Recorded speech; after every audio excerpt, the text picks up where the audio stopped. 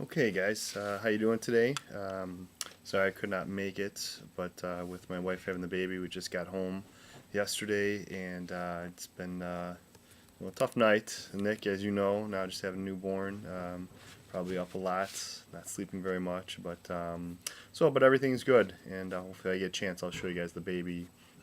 She's sleeping right now, but before I sign out.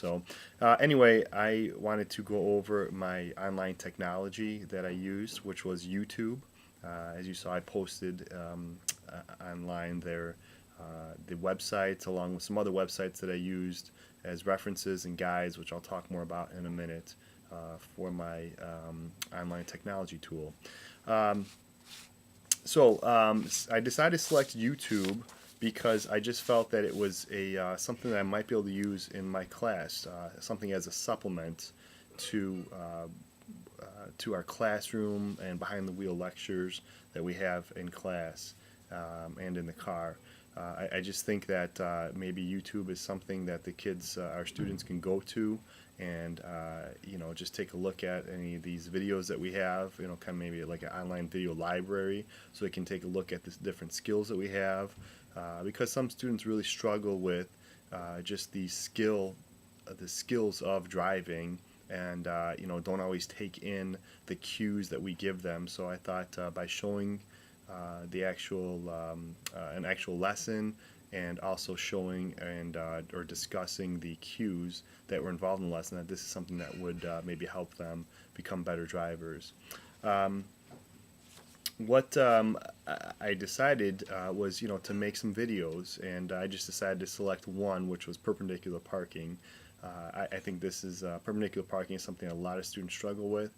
It's something that I've been trying to figure out. Well, how can I help them a little bit better? Because we do discuss it in class, as I mentioned. I've gone over it behind the wheel. I give them cues, and some students just can't grasp the idea of perpendicular parking. So I thought, maybe by doing a video, I can, kind of show them a little bit. And so I just created a very short video. It only came out to about 3 minutes, I believe, and it just showed some different ways of parking. I had one of my colleagues drive while I filmed in a couple different areas, and I'm not sure if Dr. J, if you could show the video, or if you'd like to, if there's time at the end of what that kind of looked like. And I did a little bird's eye view as well of the parking in our school parking lot. I did some voiceover as well with that, which was a little challenging. Like right now, I'm using a microphone, but I know sometimes it doesn't always sound the greatest, so I'm just still kind of I'm trying to play around with that, and if you guys have any advice for me on that, I'd appreciate it. So I have used videos before through iMovie and through with my volleyball players, my athletes, but I haven't used it yet in school. And what I decided was that I would try the newest iMovie version that I have on my computer. So in a way, I ended up doing two new technologies for this project, one being online, one not being online. And so I had to educate myself and how to use the newest version of iMovie, which seemed kind of intimidating looking at the new one versus the old one. But once I got started with it, actually was pretty user friendly, and wasn't too bad there. Uh, so I decided, to use YouTube, and thought what better way for me to learn how to use YouTube than to actually view some of the links, or view some of the clips that people have already done on how to use YouTube. So I put those in the on Blackboard as well. And what I looked at was how do you upload a video, how do you make a YouTube video, and then I was able to find a couple of videos that were about how to create an iMovie using '08 or '09, which are pretty similar. And so I kind of was able to take a look at that as well. And after we went out and did the driving clips in our school parking lot, I took the video and uploaded it to YouTube, and or I'm sorry, into iMovie first, and then I had to learn how to teach myself how to edit it and everything, and so that took a little bit of time, but ended up not being too bad. After I edited it, then I decided to throw in some words, and did the voiceover, and I put a little bit, just some hand clap in the beginning or the end actually, and just some sounds just to see how that went along with it and everything. And so what I ended up doing then, once I took that, I was able to upload it to YouTube. And you have to create an account with YouTube, which is very easy. Actually, I was able to use my Google account that we used at the beginning of the semester with this class. So I already had an account in a way set up, and I just had to select a username to use, because they don't show what your actual email address is on there. And so I just selected teacher and coach, and used that as my login, and I was able to use my Google account password as it was stood before. And so I went on there and went to upload it. Now iMovie has a cool feature that you can select share, and you can share with an iPhone, and you can also share with YouTube. And so I tried to do that selection, but was not able to do so for some reason. So instead I had to upload it just by saving it to my computer and then uploading the video to YouTube. And so it was extra step or two, but definitely not anything that was difficult to do or anything. So I thought that went well once I uploaded the video.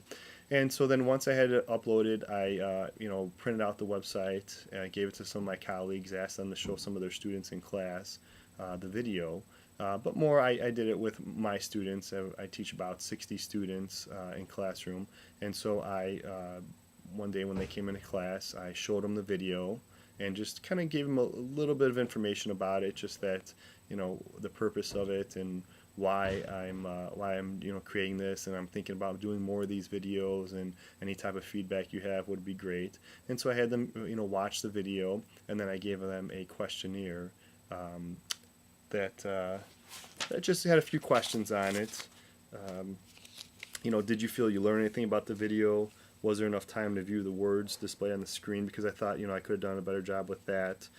Do you feel as though the idea of using YouTube as a supplement to our classroom would benefit you? So that was the biggest question that I wanted to get an answer for. And then any suggestions you have to improve this video, or with future videos that we could put into our driver education curriculum. And so that was just more of writing down some words and everything. So there's kind of what the sorry, I'm just lining that up here. That's kind of what that looked like there. What was great that I really wanted to get was just the question number 3 is, do you feel that YouTube could be a supplement to our classroom lessons? And overwhelmingly got a yes answer to that. And so that just shows and tells me that, yeah, we need to keep doing this.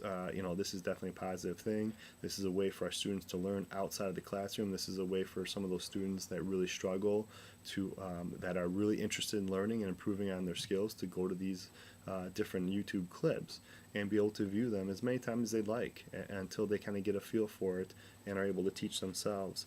And then with some of the suggestions that I received, kind of go over or give a couple different ways to identify the skills. Maybe talk a little bit more through the procedure. One student suggested show some different clips, so like in the car clips with the steering wheel, maybe show some more mirror clips. Great ideas, things that we've talked about using in the past, and something that I think can definitely help our students with that. Keep the words on the screen for a little bit longer. Again, that was something I had noticed that I don't think was long enough there.